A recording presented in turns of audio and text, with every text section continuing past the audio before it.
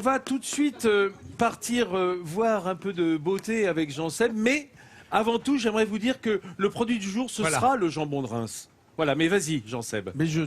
Suivons le guide. Juste avant le jambon, partons suivre le guide. Donc, on a évoqué depuis le début de la semaine le drame qu'a connu Reims pendant la Première Guerre mondiale, détruite à 80%. Et donc, il a fallu reconstruire la ville. Hier, on a vu toute cette éventail incroyable d'architecture qu'on trouve ici. Moi, je vous emmène maintenant dans un endroit particulier. Ça s'appelle le jardin cité du chemin vert, ou la cité-jardin du chemin vert, qui commence à émerger dès 1919. Elle a été construite en périphérie de la ville et aujourd'hui, c'est une des références, voire la référence en matière de cité-jardin en France.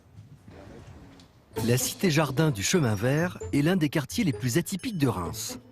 Un véritable village dans la ville. D'ailleurs, les habitants ici ne se disent pas de Reims, mais du Fouaille. Comprenez du foyer rémois. C'est vrai qu'on est du foyer avant d'être rémois. Mes parents sont du foyer, mes grands-parents sont du foyer, paternel, maternel. Je suis né là. Je suis né allée de l'Argonne, dans la maison en plus.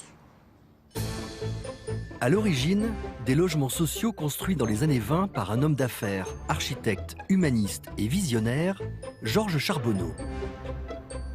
Au total, 617 maisons construites après-guerre dans une ville détruite par les bombardements. L'objectif, reloger les ouvriers et familles nombreuses. Chaque maison possède un jardin. La conception sociale et urbanistique en font aujourd'hui un quartier unique, propriété d'un bailleur social, le foyer rémois. Désormais classé au patrimoine mondial de l'UNESCO, c'est une reconnaissance exceptionnelle pour cet organisme de l'habitat et ses représentants.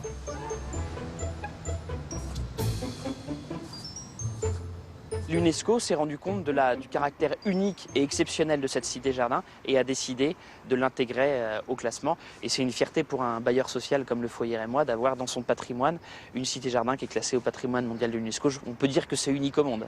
À la cité-jardin du chemin vert, tout a été pensé pour la cohésion sociale. À la maison commune, un foyer a été créé pour petits, jeunes et personnes âgées du quartier. Un lieu dédié à la culture des habitants et au partage. 1, 2, 3, 4, 5, 6, 7, 8 encore. 1, 2, 3, 4, 5, 6, 7, 8 et 1. Certains y ont leurs habitudes et s'y retrouvent pour des activités artistiques dans un lieu d'une beauté rare, un magnifique théâtre art déco des années 20. 6, 7, 8 et 1, 2, 3, 4. Au programme aujourd'hui, cours de hip-hop et au-dessus, découverte du monde graphique et du graffiti.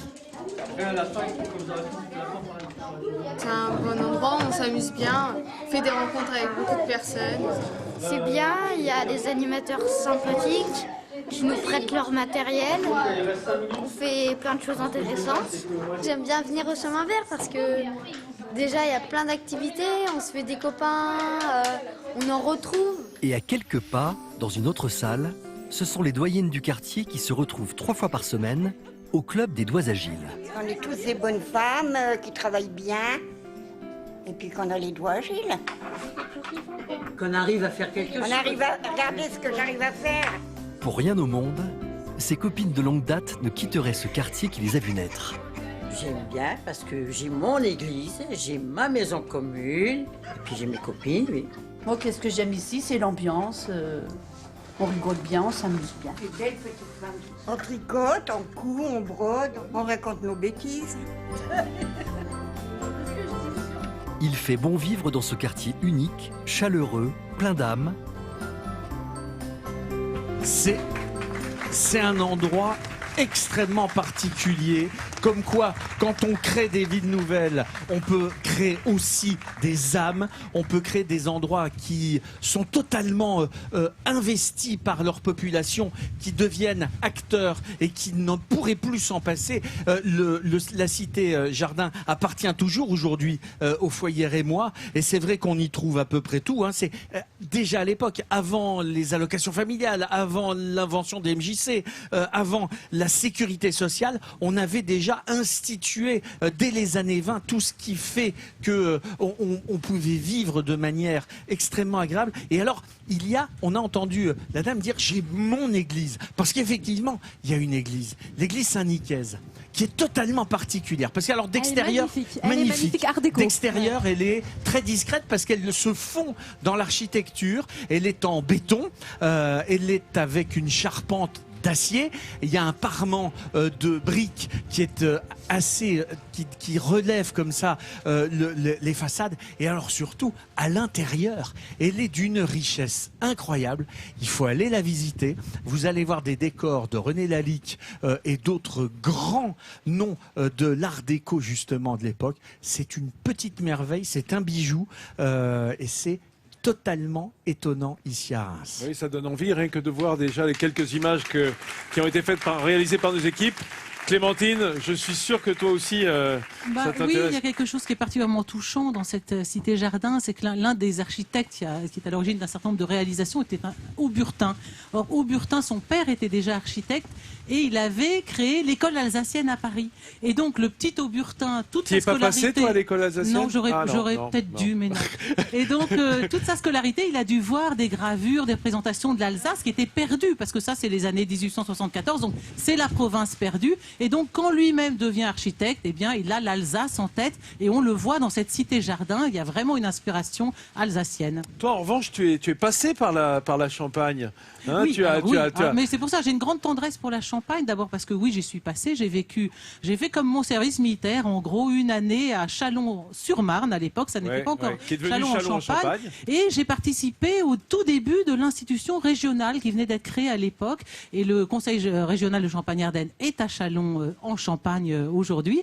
Et j'ai fait mes débuts d'ailleurs avec un garçon qui avait comme moi 25 ans peut-être et qui est devenu le maire d'Épernay. Donc c'est une région pour laquelle j'ai beaucoup de tendresse et aussi, j'allais dire aussi forcément comme historienne parce qu'on sent qu'ici à Reims, enfin on le sait tous confusément, tous les Français, c'est ici qu'a palpité l'histoire de France. Et donc vraiment, c'est toujours une émotion d'être là, de penser à tous ceux qui ont défilé, mais penser à Jeanne d'Arc ici, à Charles VII, à Louis XI, à Clovis.